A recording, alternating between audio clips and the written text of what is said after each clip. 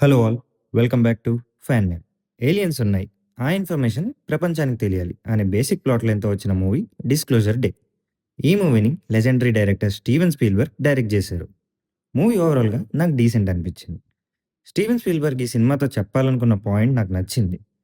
చాలా thought provoking ఎలిమెంట్స్‌తో పాటు discussion points కూడా ఉంటాయి.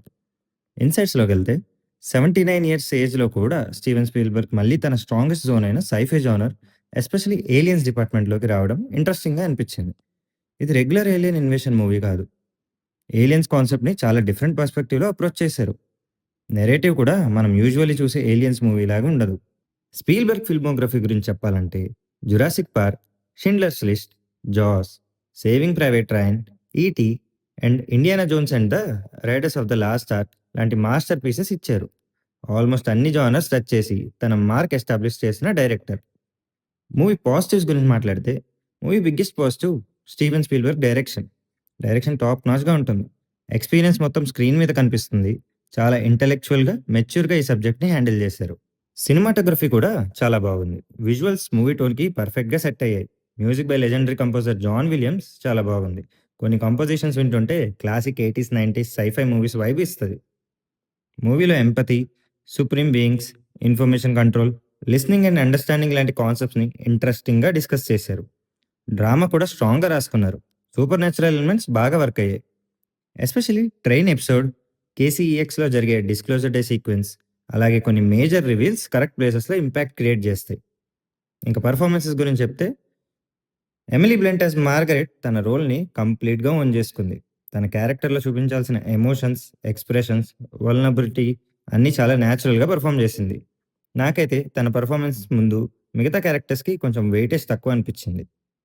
Josh O'Connor, Eve Hewson, Colman Domingo and Colin Firth కూడా వాళ్ళ క్యారెక్టర్స్‌తో మూవీని క్యారీ చేస్తూ సాలిడ్ పెర్ఫార్మన్సెస్ ఇచ్చారు.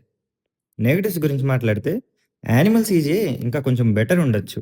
అలాగే ఇది కంప్లీట్ యాక్షన్ బేస్డ్ సై-ఫై మూవీ కాదు. డ్రామా అండ్ థ్రిల్లర్ ఎలిమెంట్స్ ఎక్కువుంటాయి.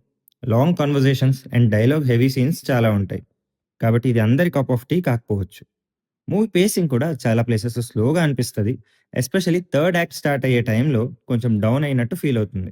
కొన్ని క్యారెక్టర్ ఆర్క్స్‌ని ఇంకొంచెం బెటర్‌గా ఎస్టాబ్లిష్ చేసుంటే ఆడియన్స్‌కి ఎమోషనల్ కనెక్షన్స్ ఇంకా స్ట్రాంగ్‌గా ఉండేవి.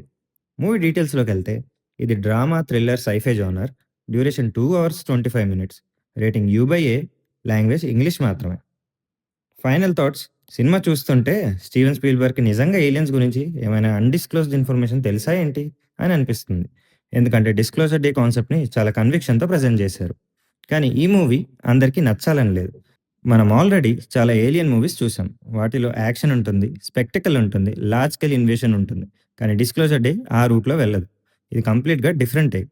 మీకు Steven Spielberg style of film making ఇష్టమైతే, స్లో బర్న్ నరేటివ్స్ నచ్చితే, యాక్షన్ తక్కువున్న ప్రాబ్లమ్ లేకపోతే, థాట్ ప్రొవోకింగ్ సై-ఫై డ్రామాస్ ఎంజాయ్ చేస్తే ఈ మూవీని డెఫినిట్‌గా మిస్ అవ్వకండి. మా రేటింగ్ 3.25 స్టార్స్. ఈ వీడియో మీకు నచ్చితే లైక్, షేర్ అండ్ కామెంట్ చేయండి. ఫ్యాన్ నిట్ ఛానల్‌ని సబ్స్క్రైబ్ చేయడం మర్చిపోకండి. Thanks for watching. See you in the next video.